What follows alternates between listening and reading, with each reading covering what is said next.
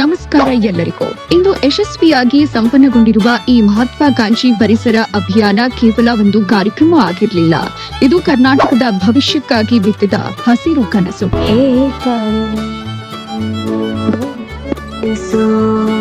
ಕರ್ನಾಟಕ ರಾಜ್ಯ ಕಾನೂನು ಸೇವೆಗಳ ಪ್ರಾಧಿಕಾರ ಹಾಗೂ ಧರೆ ಫೌಂಡೇಶನ್ ಸಂಯುಕ್ತವಾಗಿ ಕೈಗೊಂಡ 5 ಕೋಟಿ ಸಸಿಗಳ ನೆಡುವಿಕೆ ಮತ್ತು ಪರಿಸರ ಪುನರ್ ಸ್ಥಾಪನಾ ಮಹಾಯೋಜನೆ ರಾಜ್ಯದ ಪರಿಸರ ಇತಿಹಾಸದಲ್ಲಿ ಒಂದು ಹೊಸ ಅಧ್ಯಾಯವನ್ನ ನಿರ್ಮಿಸಿದೆ.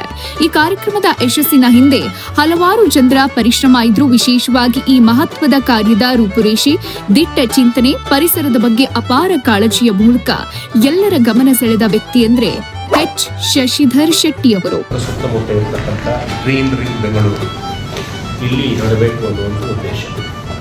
ಇದರ ಉದ್ದೇಶವನ್ನು ಕಾರ್ಯರೂಪಕ್ಕೆ ತರಲಿಕ್ಕೆ ಖಂಡಿತವಾಗಿ ಸರ್ಕಾರದ ಅರಣ್ಯ ಇಲಾಖೆ ಇರ್ಬೋದು, ಶಿಕ್ಷಣ ಇಲಾಖೆ ಇರ್ಬೋದು, ಬೇರೆ ಬೇರೆ ಇಲಾಖೆಯ ಸಹಕಾರ ಸಹಾಯ ಅಗತ್ಯ ಇದೆ. ಅವರ ದೂರದೃಷ್ಟಿ ನಾಯಕತ್ವದಿಂದ ಗ್ರೀನ್ ರಿಂಗ್ ಬೆಂಗಳೂರು ಎಂಬ ಮಹಾಯೋಜನೆ ಕೇವಲ ಒಂದು ಕನಸಾಗಿ ಉಳಿಯದೆ ಜನರ ಭಾಗವಹಿಸುವಿಕೆಯಿಂದ ದೊಡ್ಡ ಚಳುವಳಿಯಾಗಿ ರೂಪುಗೊಂಡಿದೆ.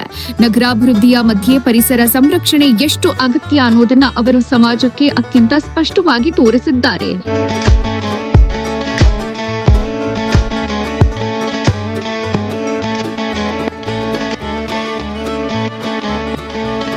ಮಿಯಾವಾಕಿ ವಿಧಾನ, ಜೈವ ವೈವಿಧ್ಯತೆ ರಕ್ಷಣೆ, ಕೆರೆಗಳ ಪುನರುಜ್ಜೀವನ, ಭೂಗರ್ಭ ಜಲ ಸಂರಕ್ಷಣೆ ಇಂಥ ಹಲವಾರು ವಿಚಾರಗಳನ್ನ ಸಮಗ್ರವಾಗಿ ಒಳಗೊಂಡಿರುವ ಈ ಯೋಜನೆ ಮುಂದಿನ ಪೀಳಿಗೆಗೆ ಒಂದು ಮಾದರಿಯಾಗಲಿದೆ.